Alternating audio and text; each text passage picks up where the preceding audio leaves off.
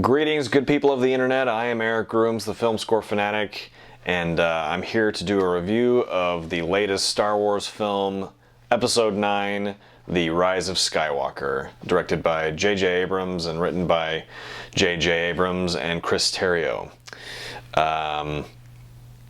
So let's just start, I guess. Punch it. Punch it.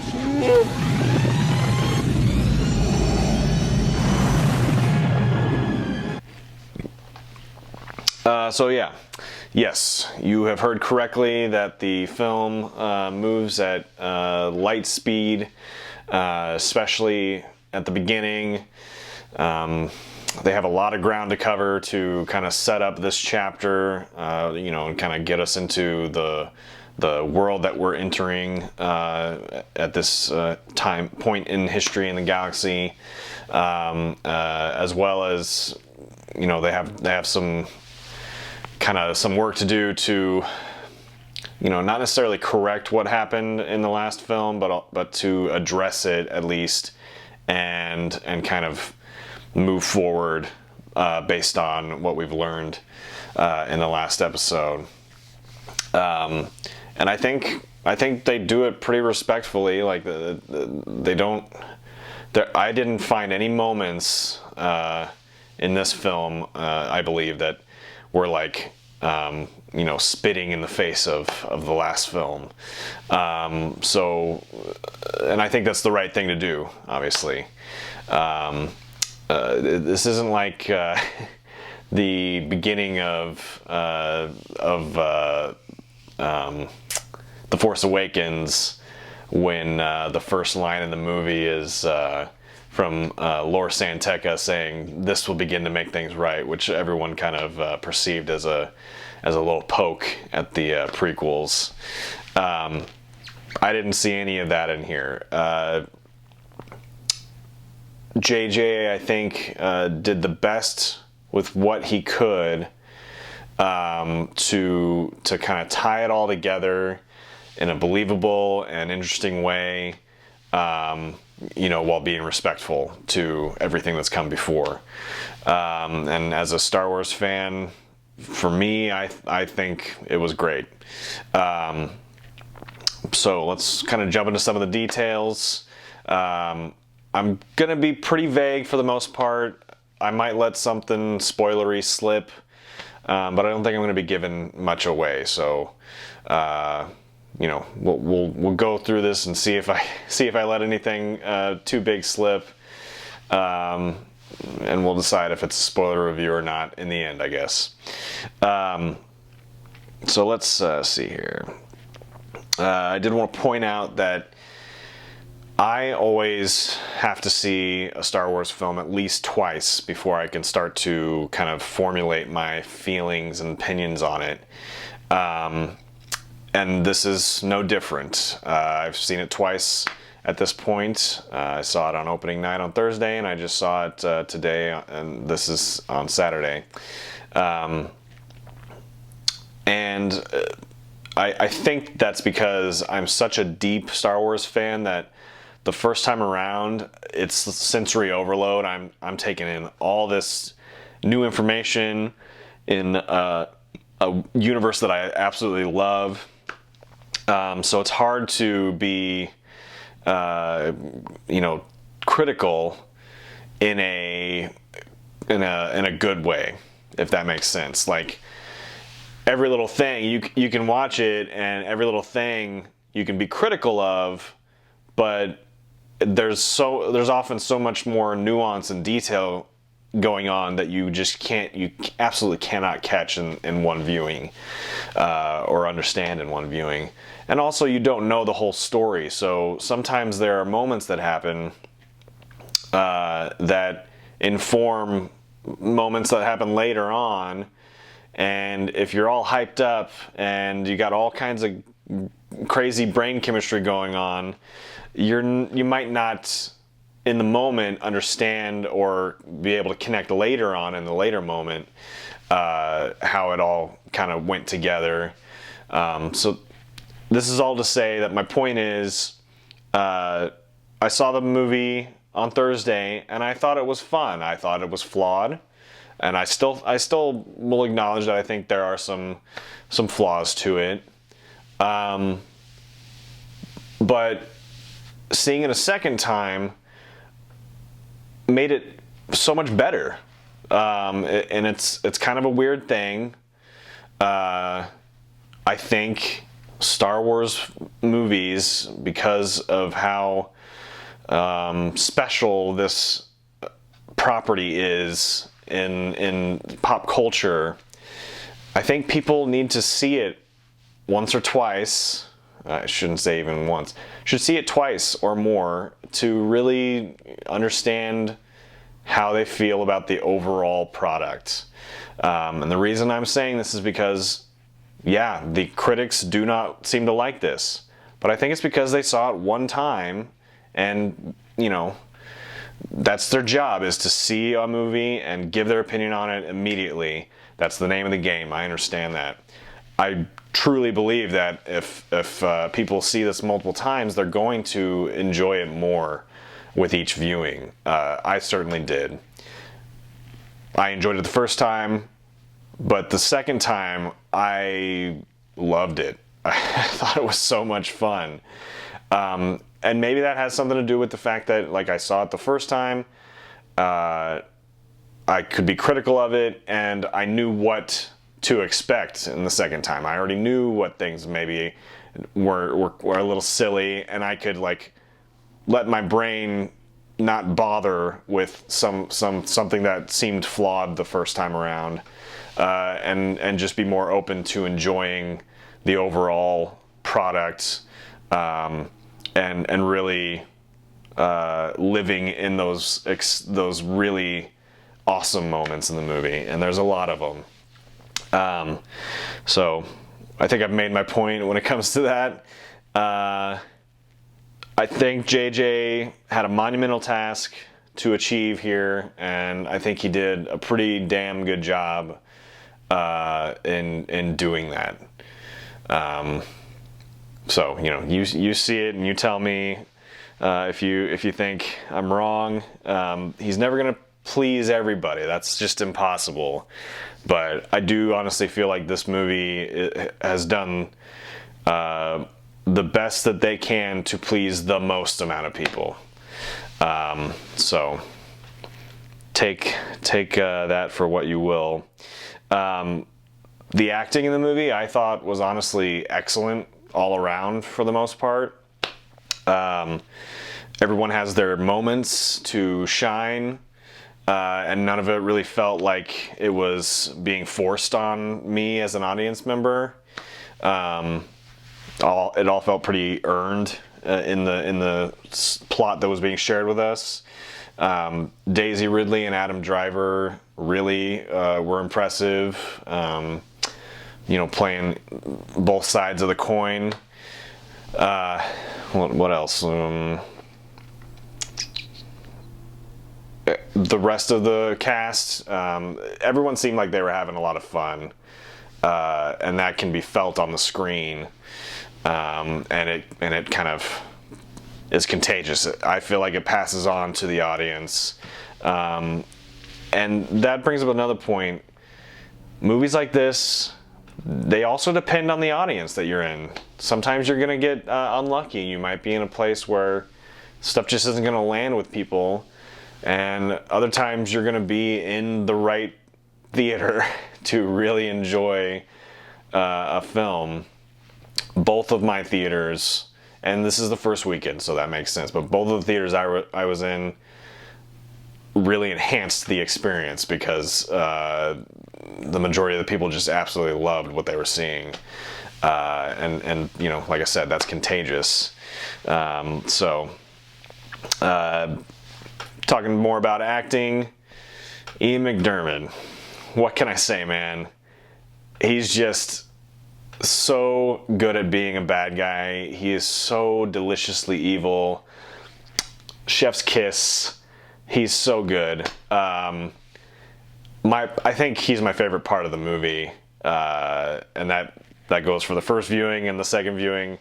going into the second viewing, I was like, I want more. I just have to. I love it. He's so fun as a bad guy, and like just so oozing evil. It's so freaking good. So if you like Palpatine, Emperor Palpatine specifically, you're gonna love his parts in this movie.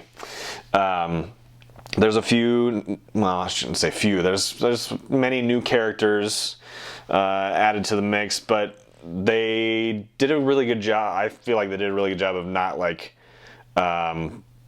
allowing those characters to just distract us from the core group, which has happened in past films. I feel like other people have brought in new people that in like every film, and sometimes they start to take too much time away from what we really care about. The new people added to this served purposes plot-wise, but they didn't overpower anything, I feel like. So that was well handled. We got a really great lightsaber battle, I think, in this one. In The Last Jedi, we had lightsaber action, but we didn't actually have like a lightsaber fight. It was like one of the first times. All that expectations subversion that everyone seemed to love so much. But this one we had a pretty awesome lightsaber fight. I won't say what happens in it, but it's not quite on the same level as like the prequel era with the epic lightsaber battles that they had. But it's close. It's certainly better than the original trilogy, in my opinion. We get some truly awe-inspiring new Force abilities. And there are some Force moments in this movie that some of them are, they're manipulative. You can tell they're meant to hit you right in the nostalgia bone. But there are other moments that are completely new and fresh, that can bring a tear to a Star Wars fan's eyes. So get excited about that. Kind of a negative note, but not too negative, I think. Yes, there are some contrived moments. There are times when you're like, really? That's how you're gonna write this into the plot, or whatever the case may be. But I was reminded this week, and I'll give a little shout out to a man named Joe Starr. Those of you on the YouTubes might be familiar. He's known for being one of YouTube's screen junkies. I recommend looking them up. I love them. They're great. But he reminded us that people need to stop getting mad about convenient storylines and things like that, especially in Star Wars. When you think back to the original chapter, A New Hope, showed us a woman putting Death Star plans, very important Death Star plans, into a droid who she didn't know had met her father, and her companion, the protocol droid, was made by her father, who she didn't know was her father. And she sent him off to find an old general, and just so happened to be flying over the planet that he was on, and those droids just so happened to be picked up by some creatures who then sold them conveniently to the uncle of whose nephew was the brother that she didn't know she had. And they also happened to be neighbors with the space wizard that she was trying to get those Death Star plans to. Hello, the whole thing is built on a foundation of convenient, it's fantasy, it's a fable, so just try to watch the movie a little less with your head. I know this sounds dumb, but a little less with your head and being over analytical, and a little more with your heart, because it's got a lot of it, in my opinion, and in Joe Starr's opinion. Thank you, Joe Starr. So yeah, if you're gonna get hung up on that kind of stuff, so be it. This may not be the movie for you, but just remember where it all started. I think if you really think critically about Star Wars as a whole, you'll see that the things you enjoy the most are not the tightly written scripts. I mean, you've seen the first 6 films, right? Like, think of some of George's dialogue for one thing. What you love about Star Wars are the rich characters played by brilliant actors. And from the beginning to the end, we've had some wonderful performances. You love the moments of inexorable dread, and the moments of eye-popping action, and the moments of exhilarating revelation. And in this movie, you get all of that, in my opinion. It may fall flat for some people, but I believe you get all of the great things that you're looking for in a Star Wars film in this film. And my final note, as always, John Williams' score is the force that binds this film together, making those moments all the more impactful. He's just a treasure, and I'm glad that he was able to be around for the whole saga, and was able to conclude it out in this one. And he even makes a little cameo in the film, so the eagle-eyed viewers who know what he looks like, you'll see him, you'll catch him in there. So yeah, that's my overall opinion of the Rise of Skywalker. I thought it was fantastic. I've seen it twice at this point, and I will see it at least 4 more times, because I'm one of those people that likes to go to the Sunday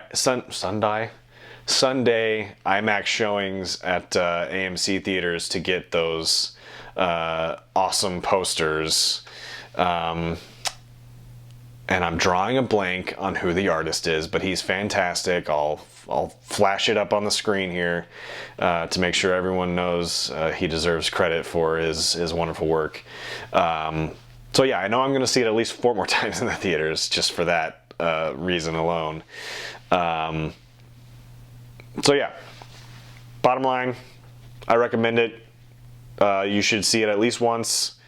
If you're not a Star Wars fan, if you are a Star Wars fan, I think you're gonna love it.